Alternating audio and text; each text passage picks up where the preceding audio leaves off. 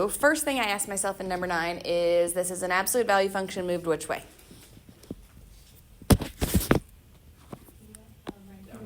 Okay, we've got right 3 in number 9 as well as what? Up 2. Okay, so I've got right 3, up 2. Start with that. Usually, and this is more of like my thought process, but I will kind of just show my thought process out here. You don't have to actually do this as you do these. But my thought process is typically my absolute value function goes up 1 over 1 from there, right? But it has 2 other transformations to it.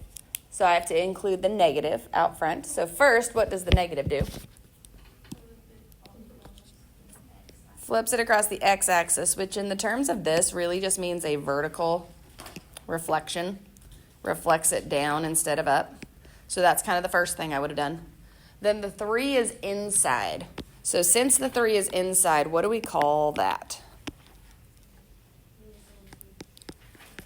Okay, we would call it a horizontal, and in this case, we would call it a shrink instead of a stretch, because the horizontal stuff is all the opposite of what it looks like. It looks like it's a stretch of 3, which is what it would have been on the outside for a vertical, but inside we use the opposite. So that means instead of stretching at 3 horizontally, I shrink it by a factor of a third.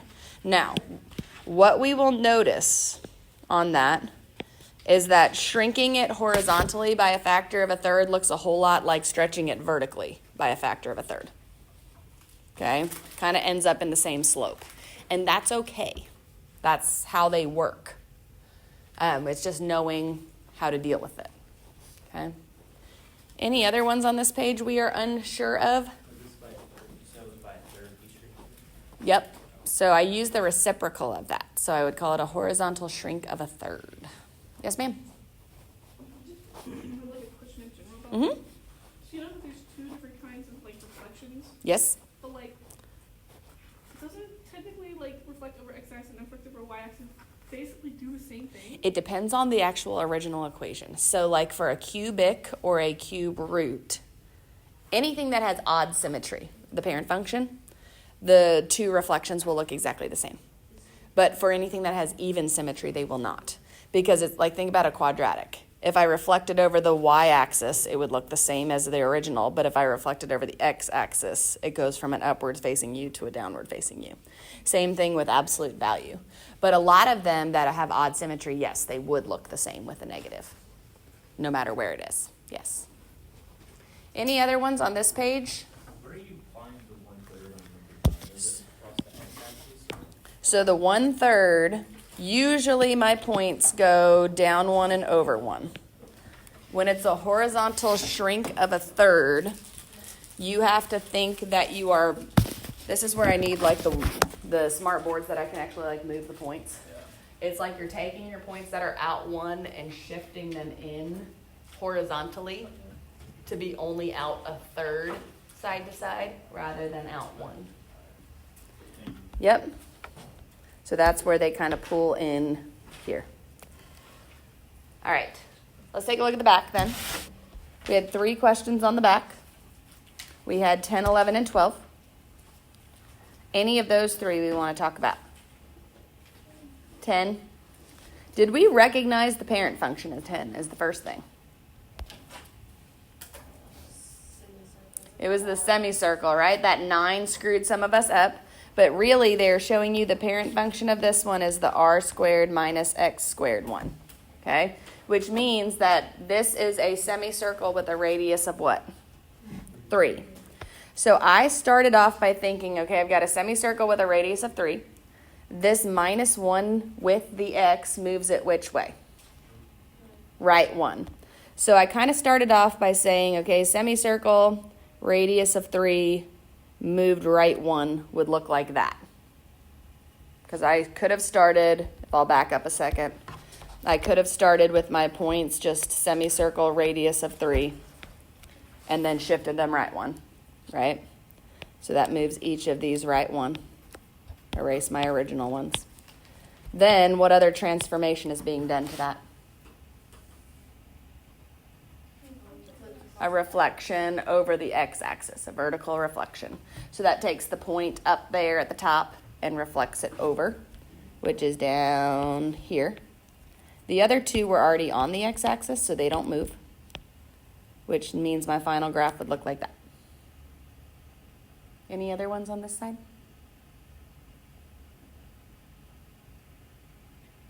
Yeah. I just have like a general question. Yeah. So So we've got a square root that's moved left 4 and up 1. So I start left 4, up 1, and my square root function typically looks like that. Then I would do the transformations to it. So the 1/3 out front is a vertical shrink of a third. So instead of that slope being up 1 over 1, it's that up 1/3 over 1. The negative inside is a reflection over the y-axis, which means it's a horizontal reflection. So what that does in this case, since I've already shifted it, is it takes that and shifts that or reflects that point to the other side of the starting point, and it goes the opposite direction. so when it's outside, it reflects over the x-axis. Mhm. X-axis and inside over the y. And I have realized since we talked about it last class, and I said this to A-Day yesterday, I think about the outside one less as being over the x-axis and more of a vertical reflection from wherever it's at, because we're moving it left and right and up and down first. So you need to think about it as just reflecting vertically from being up to being down. Whereas this one, I think of it as reflecting just horizontally over. Which one is the x-axis and which one's the y? The one outside is the x-axis, the one inside is the y-axis, which seems kind of opposite because everything else inside affects the x's and everything else outside affects the y's, but it's truly because a reflection over the x-axis changes the y values. It makes the y values from positive to negative, where this makes my x values from positive to negative. Okay. Any other ones on these? Feeling so-so about them at least? I did upload an extra practice page. It doesn't include all of them. Like semicircles are kind of hard to they don't come up on worksheets a lot. And I was just trying to find something quickly for the kids yesterday because they wanted it before the quiz on Monday for them. But it's a decent practice page. It has rationals, square roots, cubes, basic quadratic stuff, all of that. And it has the key attached to it as well. So just extra practice on transformations if you need it. But also what we're going to cover today is piecewise functions, which includes transformations within it. So it is extra practice at it. So while what we do today is not on the quiz itself, the concept of transformations continues into today. So that kind of helps out, if that makes sense. I did want to talk about 119 and 120 as well, if anyone had any questions on that. Are we going to do the absolute value transfer? We are today, yes. So we're going to go back and do absolute value transformations today because they landed today rather than last class. They're not going to be featured on the quiz because I don't like to say, learn this today and then next class. This is brand new. You have never done absolute value transformations before, to my knowledge. From what I've heard. I don't know. Sometimes it's always secondhand knowledge. So let me rotate this page so we can take a look at it. On 119... did we have any questions? How do you do it? How do you do it? Okay, so this is just like if it's a regular parent function, only the parent function they've given to you is just this.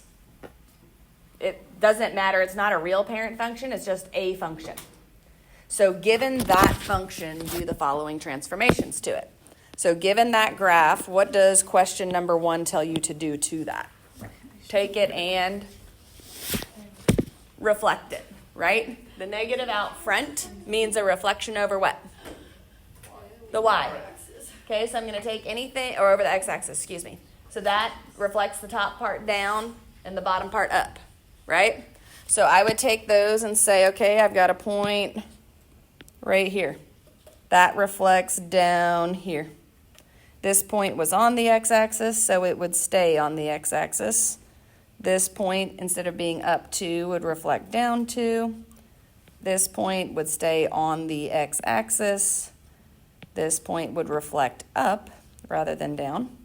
And this point would reflect up rather than down. And kind of play connect the dots. Same thing in question 2. It's just taking the original function and moving it which way? If it's outside at the end, what is this? Oh, down, up and down 1, right? So that would be down 1. So I would take that graph in the original graph and move it down 1. Graph it again. We skipped 4 because we did not do absolute value functions. 3, that negative being inside would mean take that original function and reflect it which way? Over the Y. Over the y-axis. So the left side becomes the right side and the right side becomes the left side. So that would look like this if I was graphing quickly. Like that. Does that make a little bit more sense? No? Yes. Silence. All right, what about the next page, 120? 120 was the exact opposite of that. 3. Okay, 3. Yeah, to show left 2 there, I put a plus 2 in with the x. Since I don't have an actual equation, I have to take my f of x and put the plus 2 in with the x there. So it would look like plus 2. And then to show up 1, you just show plus 1 at the end. That would be the same as if it was a square root function, you'd put the plus 2 in the square root and the plus 1 outside the square root. It's just a generic f of x. Okay? Any other questions on those 2 pages? Let's go back to talk absolute value then. Okay? So you see here, we have 2 types of absolute value transformations. One where the absolute value is on the outside. It's taking the absolute value of all the y values for that one. Okay, because that's f of x is inside, which is the y. Then the second one, the absolute value is around the x. And that's where we're taking the absolute value of all the x values. I think when I was taught to do these originally, we did like tables of values for these and actually took the absolute values of them. There's a better way to think about it and a quicker way. And so I'm not going to show you the table way, but if you're like the person that knows you have to understand why these things are happening, you might need to come talk to me about the tables because that kind of gets it through your head. For the absolute value of the y values, the first one, you are going to be taking anything under the x-axis and reflecting it up or above the x-axis. Oops, I can spell. Okay. Yes. So this is why this is happening. It's taking all the y values and making them positive, right? So if any part of your graph dips below the x-axis, it's taking that part and making it have positive y values. Okay? For the x's kind of, you have to think about it a little bit differently. This time it's because the x's are becoming positive. We are going to erase the left side of the graph.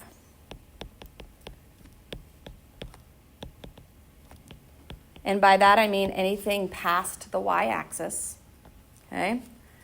And reflect the right side. And again, I had to wrap my mind around why for this. Because the absolute value is on the x, it's taking whatever x values you're plugging in and immediately making them positive. So essentially, if I plug in a -2 here, it's then treating it as a +2. So it's taking all of these negative x values and making them look like the positive ones.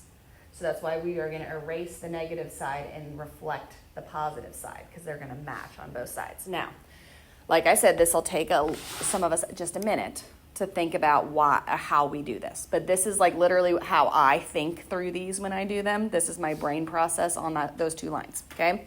So here's what we're going to do. We're going to take one function and start with that one function and do both of those transformations to it.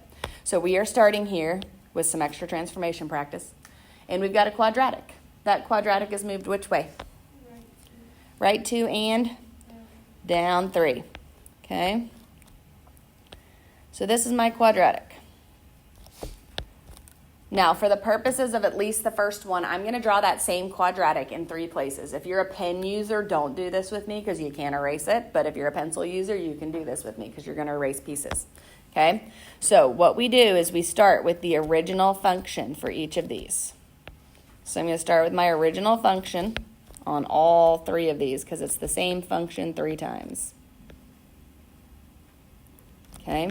And I'm going to do the transformations to each one of those. So first, on number 2 here, the absolute value is on the outside. So that's most like which one of those two up there? The first one. Okay, so that's making all of my y values positive. So what it's going to do, it's going to take all of these parts down here with negative y values, and it's going to make them reflect up here. So I'm going to erase the section of my graph that is below the x-axis, and I am going to reflect it up. That means that I have a point here, here, and here, because I take those points that were negative and I reflect them up. It's going to make it look a little bit jagged when I connect my pieces. It's a very odd looking function, but this one should always end with only positive y values. Always. Everything should be above the x-axis. So why didn't you move it up to Because we're... like, why is it touching the x-axis? So it's making all your y values positive. So it took my negative y values here, made them positive. But these pieces were already positive y values. Okay. Oh, so you keep the ones Yes. that we're touching. So I keep the ones that are touching, because 0 is okay. What's the absolute value of 0? 0. 0. That stays. So 0 stays, the 2 pieces with the positive y value stay, the piece with the negative y value reflects up. But that's why we have like 4 sets of these, because the first time you're like, what? Right? It's going to be a little bit different. I know that. All right, so then 3. 3 is a good example of the second one, where the x is being taken the absolute value.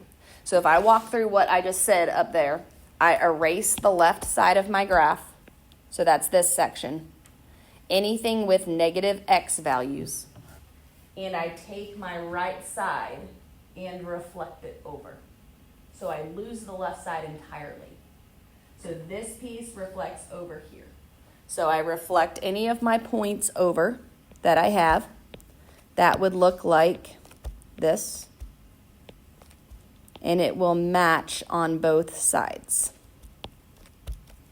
Like that.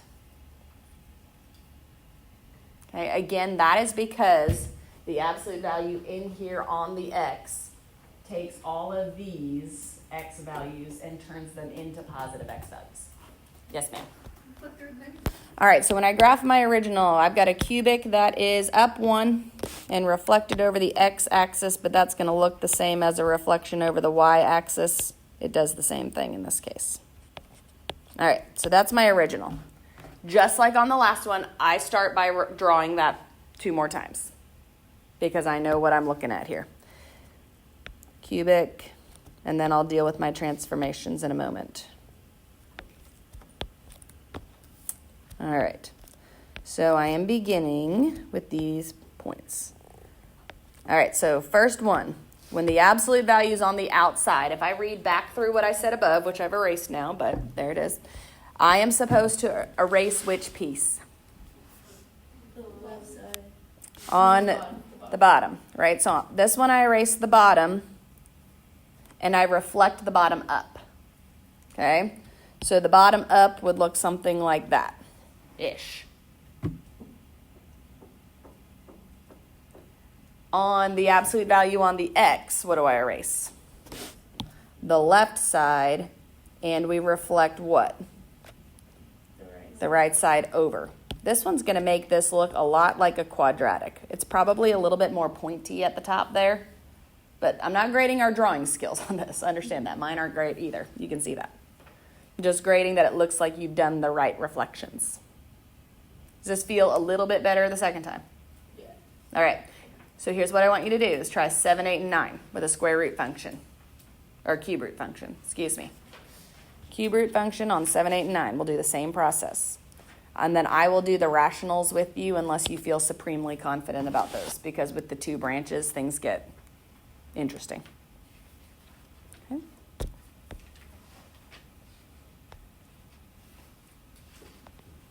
Oops. So after you check your cubics here, which we just did, we'll talk rationals. First, in question 10, which way is my rational function moved?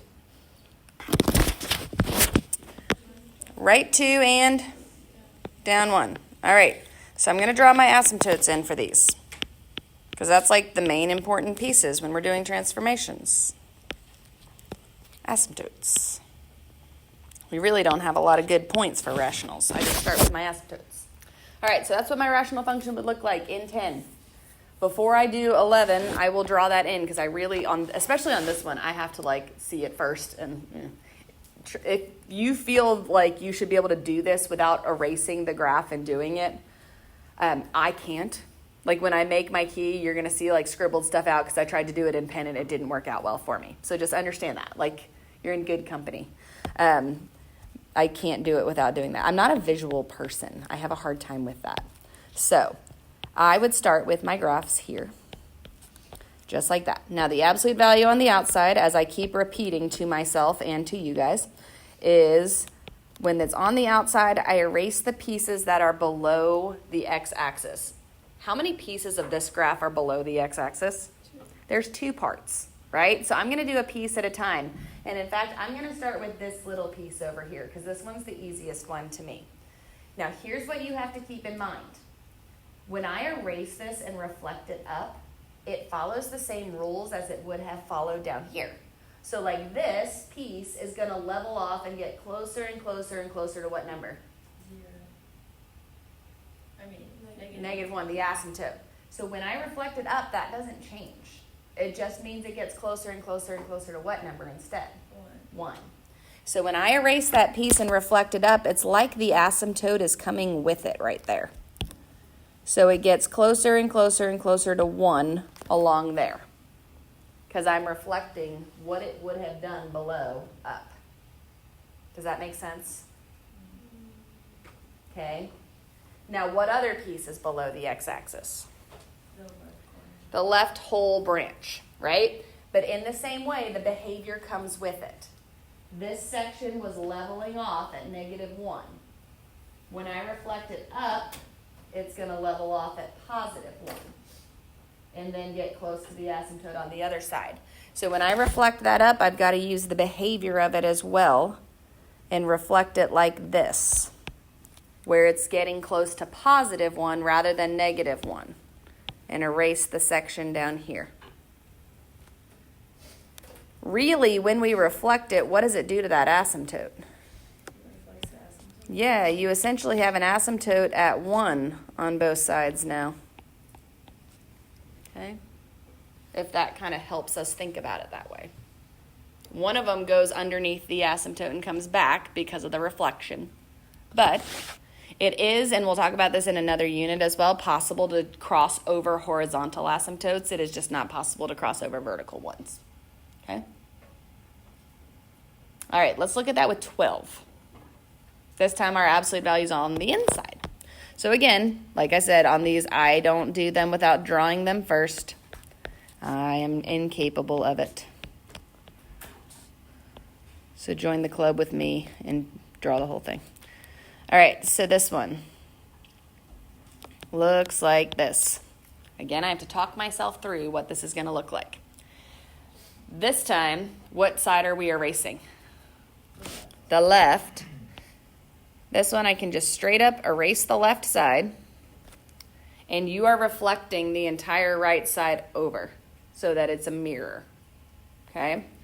So that asymptote is going to reflect, it's going to stay at the -1 there because that's going to reflect over. The other asymptote, the vertical one, is going to reflect as well. Okay, so that asymptote reflects over here. First, I'm going to reflect this little piece down here over. So it's going to make kind of like a skinny looking quadratic. Back my podium up for Andrew over here. And then this other branch is going to reflect up here. Okay. Questions on those two, because they're the weird ones. If you take it a piece at a time and continually repeat those sentences to yourself in your head, it will make much more sense. Told you I had to think through that. I really don't know, like, originally how they talk about them in Algebra 2 or how Miss Napier talks about them in Calculus, but that's how I talk about them. When I see a piecewise function, I can evaluate it from the graph if it's being given to me, and that's great. So we're going to look at that real quick. If I ask you to evaluate f of negative 2, what does that mean to do? Find where y equals 2. So I go to negative 2 on the graph, which is about, can I see what this is counting by? Here. And at negative 2, what's the y value? 0. All right, so take a minute on your own papers. From the graph, walk through f of each of these values. Should be an easy thing to read off the graph, right? Keep in mind that these are like, this is 1, this is 2, this is 3 as they count. Okay, I know the wording is small. Correction, f of negative 2 is actually 2. I'm looking at, thank you. Well, when I'm like standing up that close and looking at it there, it's really hard to tell what's what. All right, so if you had a graph of this, great. You can read it off the graph. Perfect. All right, so pretend with me for a moment that's not there. Okay? We're going to talk about how to graph that today if you needed it. But if you are just evaluating, which for the purposes of right now, I'm just going to erase these and go back and pretend I don't have them. If I'm just evaluating, I don't have to graph to do that. Okay? What we need to understand is the restrictions over here. These right here in a piecewise function are called restrictions. Okay? So if you did not have a graph and you were asked to evaluate f of negative 2, the x value of negative 2 is only going to fit into one of those three inequalities. One. It's never going to fit into 2 because if it fit into 2, you would have not a function. Right? So which one of those three does negative 2 fit into? The first one. So this means if I do not have a graph, I look for where it fits. And because it fits within this, because that's what it says, x is less than or equal to negative 2, I could just plug in negative 2 right there. So negative 2 plus 4 would give me positive 2. Squared would give me 4. 4 minus 2 gives me 2. Same answer I got from the graph, right? What about 0? Which one of those three does 0 fit into? The second one, because 0 is a number between negative 2 and positive 2, right? So that means if I plugged in 0 right there, what would I get back out? 0. Same number I got from the graph. Same thing for 2. Which one does 2 fit into? Top, middle, or bottom? Middle. Because 2 is equal to right there. So I'd plug in 2. I'd get back out negative 2. Does this make sense? Have we done this before? Yeah? Okay. Yeah. Just make sure you know which one it plugs into. It will only ever plug into one. 4 and 6 would both plug into which one?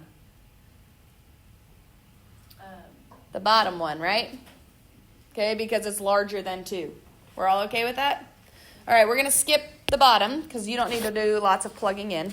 And we're also going to temporarily skip the next page because it actually makes more sense to graph first than it does to write the equations first. So let's look at what graphing a piecewise function looks like. This is like one of the main points of learning parent functions so that this comes easily. I can show you this later, but plugging these into your calculator is actually harder than graphing them by hand. Like, it is the most pain in the butt thing to do ever. And so it's better to just graph them by hand. So as I walk through these, some of you are really good at these already and can do them without me doing a single thing. Others of you have a little bit of trouble. So I'm going to walk through the first one easy. Sound good? What is this first equation? If I had f of x equals negative 2, what's that? Okay, horizontal line of negative 2. So pencil users only, you draw the entire line. Okay? If you know where to cut that off already, I'm very happy for you. For those that get confused, this is how I approach this. Draw the whole thing. Then look at the restriction. X is less than negative 1. What kind of dot is that indicating for us at negative 1? Open. So I go to -1 and I draw an open dot at that spot. And then the fact that it says less than means keep which side? The left side or the right side? The left. So I erase the right side. There's my piece for that. Now, I do the second piece. Use lots of colors for these. The second piece is what kind of function? A parabola. It's a parabola. Yes? Okay. Now, here is something that usually I find we're not that good at when it comes to this. I know that you know how to graph these. This is a parabola that is moved right 1, down 6. So I start right 1, down 6. Here's a dot. I know there's 1 on either side here, and I could draw a parabola. Okay? Now, when we graph parabolas, I told you 3 points were good. That is still true for making a parabola, but here is the big issue with this.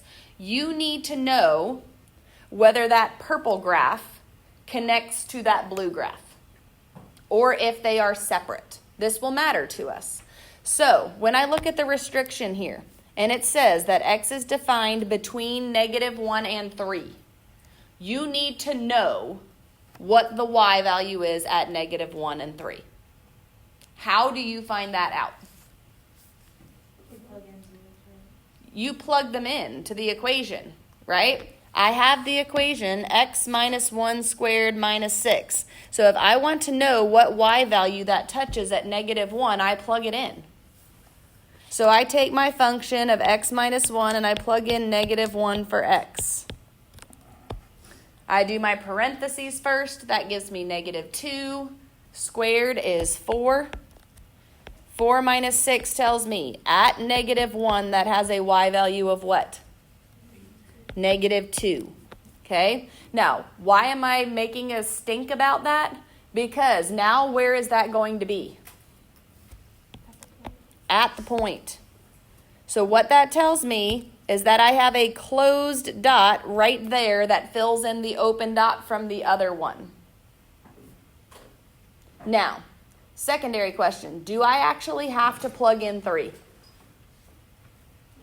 No, because I know that a quadratic is an even function. And because a quadratic is an even function, what can I do with that point at -1? Reflect it over here. And keep the section between -1 and 3. Okay? Any questions about that so far? All right, then the final function for this, what is the parent function we're looking at there? Here. Square root function that's moved which way? Right 3 down. Right 3 down 2 means that it starts right here with an open dot. Does it matter that that's an open dot when there's already a closed dot there? Nope. And it heads off to which way? The right. So now that one's defined for x is greater than 3. So do I have to erase any pieces of that?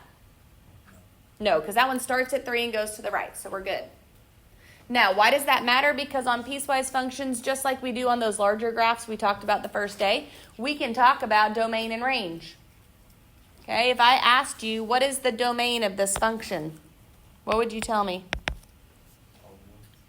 All real. And I know it's all real because I know in each of those connection places that the closed dot and open dot came together. So I can say it's all real numbers or -infinity to infinity. What would be a good range for this one? Negative, what is it? 6. -6 with a bracket up to infinity because that square root function continues up. Okay. Now, y'all seem pretty familiar with graphing these. I feel like I'm not getting a lot of questioning looks. That's good. Algebra 2 covered this well for us. Good. Did y'all write equations of them or no? Yeah? We did Okay. piecewise for a really long time. Right. We only spent a day on it. But it's good that you're more familiar. All right, let's look at the second one. Why don't you guys take the second one and see what you can do with it, and then see if you can find a domain and range for it as well. So given my graph here, what would be my domain? Okay, so the domain is all real numbers. That one works out just fine because every place that I have an open dot, I have a closed dot aligned with it. And so I don't have to do any breaks, and it goes all the way out to the left, all the way out to the right. Range is a piece of work here, right? We got to do one chunk at a time. So remember, for range, we would do bottom to top. So we would start where? Negative infinity. Come all the way up to what y value? Negative 4. With the parentheses because of an open dot. Then I would handle that purple chunk in the middle. That goes from a y value of what to what? 0 to 1. And then pick up at 3 with the parentheses and go out to infinity. Good. Yes, sir. The absolute value, there's no weird. But when you write, there's sometimes that people will see two lines coming together and write the equation of two separate lines where someone else will see that as an absolute value function. We'll see on this one, like the right side of this, might be a little questionable. You might call it a cubic, someone else might call it a square root. Unless I give you enough information to know which one it is, sometimes it's hard to tell. Okay, so understand that this is kind of like what I talked about with estimating on the graphs. As long as you're doing something that's like pretty close to what we're looking for on some of these, there will be ones like, okay, there's 4 sections to this graph. 3 of them are not questionable. You see what I'm saying with that? I guess you could write the third one as part of an absolute value function. People do that sometimes, but I don't know why. Write it as a line. The 4th one is the only questionable piece. Okay, so understand that there are places that it is questionable that I'll kind of give a little leeway, and then there's sections that are not. So if I'm looking at this, I'm a big highlighter person on these. I'm going to say, okay, let's take it one piece at a time. Okay, this first section is a line, right? So lines we want to write in the form of y equals mx plus b. This is where it does matter that you don't leave it in point slope form because it has to be solved for y, for a piecewise function. There's 2 ways to handle this. You can count the slope off the graph. That works great. If you're a good prediction person and you can kind of think if I tracked this back and extended the y-axis, where would it cross? Good for you. I don't like that because that's just too much thought when I could use point slope to me. So the way I would write my equation for this one is that I would say this is a line that has a slope of what? 2, right? Pick any point on it. Pick an easy point. Oh, look, it goes through negative 5, 0. I'm going to write point slope real quick and solve it. So I'm going to go through y minus y1 equals my slope times x minus x1, and I'm going to solve that quickly for y. So I counted on my graph. I got the slope there. I picked a point, any point. I picked negative 5, 0 because it was the easiest one to me. If I solve this, this means it is the line that is going from a y-intercept of 10 with a slope of 2. It's just cut off before that. Now, I'm going to go through and, let's just write the restriction now, actually, on that one. That line goes all the way from the left up to what x value right there? What x value does that one stop at? Negative 4. Now, here's where some of you are also not going to love some of these things. These 2, this one and the next one, come together, yes? They come together at a closed dot. You can make that closed dot with this section. You can make that closed dot with the next section, but you cannot make it with both. Does that make sense? Do you want to include the closed dot here or on the next one? Here? Sure. So my restriction on this is going to be x is less than or equal to negative 4. So I'm putting the closed dot with that one. If you did not put it with that one, you are not wrong. You just need it with one of the 2. Okay? So then let's look at the next section. The next section here is what kind of line? Y equals horizontal line. That one's easy. Y equals 2. Now, when I set up the restriction on that one, that piece goes from an x value of negative 4 to an x value of what? X Oh, value. I'm sorry, I'm looking Nope. at the next one. 1. Okay, I have to, for this one, start at -4 with an open dot. Because why? I cannot have two closed dots at the same point. Why not? Because that would make it not a function. Essentially, that would not pass the vertical line test. Two closed dots. So you pick one. It does not matter. If you put the less than with the -4, you put the less than or equal to on this one. If you flip-flop them, it doesn't matter. I will just care that it has both. Now, some of them won't come together, or we'll have an open dot, and then it'll be a little bit more clear. But if there's a closed dot and they meet, you just pick one. All right, so then I have to take it over to an X value of 1. I'm going to put that one as equal to again. So I'll put the closed dot on that one. That means I'm not going to put the closed dot on the next section. Again, your choice. All right, third section is this line right here. That line has a slope of what? -1. That one, now like this one, I'm going to backtrack on this one because where does that one look like it would have a y-intercept if I kept going? 3. That one's easy to see. The other one wasn't. That's the big difference for me. Okay? So I know that this one's going to be y equals -x plus 3. Now that chunk goes from 1 to 3. I've already done the closed dot at 1, so I cannot do it again. I must do 1. Now, do we want to put the closed dot at 3? Doesn't matter. Let's just say yes. All right. Last section on this one. What do you want to call this last section? A cubic? I do think this one has a quicker slope on it than a quadratic does. Going between like the point at 4, -1 out to the next one. My best guess is this would be a cubic. Okay, so let's say that it's a cubic. Which way is this cubic moved?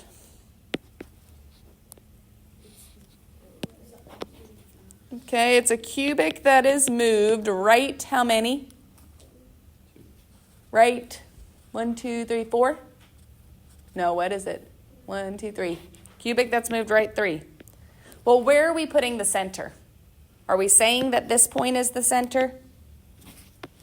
I would, because this next point is over 1. Okay? I can't know what this other side is doing because it's gone. But I would say if you're calling that a cubic, that point is your center point. Because the next one is over 1 down 1. So I'm going to say this is a cubic that is moved right 3. What's one other thing that's being done to that cubic? We've got a reflection. Over the y and over the x for the cubic is the same thing. So you have a choice. The easier one is the one out front, always. Okay. Now, I included the closed dot at 3 on the blue section, so I'm not going to include it on this one. So what's my restriction going to look like? X is what? Greater than 3. Now, put it all together, one big f of x function. Let's see what that looks like. F of x is equal to, big curly brackets. You don't have to put the y equals, so we just do one at a time. Typically, these are written from the left to the right, which is why I did this in this order. So we do 2x plus 10, comma, x is less than or equal to -4. We do 2. X is between -4 and 1. -x plus 3.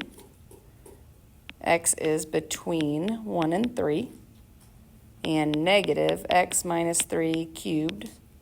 X is greater than 3. Now, this is why I say it's better to graph them first and do this second. Because this takes knowing how to graph them to work backwards. Okay? All right. I want you to look at the second one, and this will be our last question that we do. So when I write this first one, I would say y minus 0 equals my slope of 1/3 x plus 4, and I would solve this.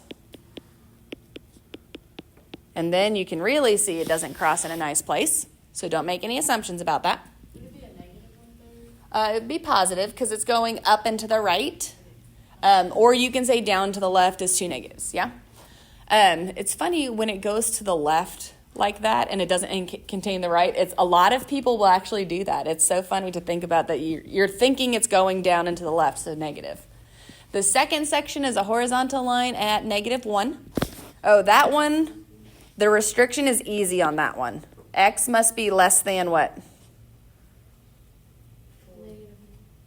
On the first one, X must be less than -1. You don't have a choice on that one. Okay, it's an open dot at -1, doesn't connect. Done. Okay, second one is a horizontal line, y equals -1. That one you must do the closed dot at -1. You can choose whether to do it on the other side. The other side, it ends at an X value of 4. I'll probably just leave it open on that one and do the closed on the semicircle, both parts. Okay? Semicircle is, the parent function is square root of r squared minus x squared. This also has a shift of a certain number right and down as well, and a reflection. It's got a lot going on. So first, r squared would be 4. And then it's minus your x squared. It's moved right how many? 6, right? They don't put the dot for the center, obviously, but like if you track the center, that's the easiest way. So track the center to right 6, which is -6, and then down 1. The last thing that I have to include with that one is a negative out front because it's flipped upside down. Hmm? Oh, you include it in front of the. Yes, because it's a reflection over the x. I was wondering if you like change it to a plus on the inside or something. Yeah, it would be pretty nasty on the inside. Okay. Yeah. Tends to be with these that it would be always a vertical reflection. And then the restriction on that one is between, since I left off with an open dot on the other one, I would say it is between 4 and 8. So my final answer, I would just put all my pieces together, which would look like this. X is less than -1, -1, -1 to 4. I think the only thing you could have switched is where you put the closed dot on yours,